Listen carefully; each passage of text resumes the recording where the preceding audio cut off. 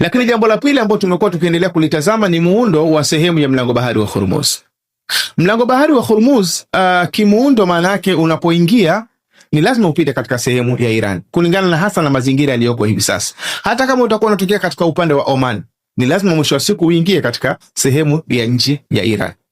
Na hii ni kutokana na kiwango cha vilipuzi ambacho kimetegwa na nchi ya Iran katika eneo husika, kiasi ambacho ili uweze kupita kwa usalama, maana yake ni lazima upate pilot ya nchi ya Iran, lazima uweze kuongozwa na wale wanamaji wa nchi ya Iran kwamba pita hapa na huku usipite.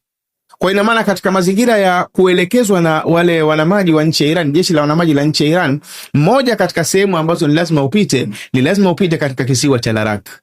Kisiwa cha Larak ndio kisiwa cha mwanzo unachokutana nacho ambacho kimewekwa maalum kwa ajili ya Iran kuweza kukusanya pesa yao ya ushuru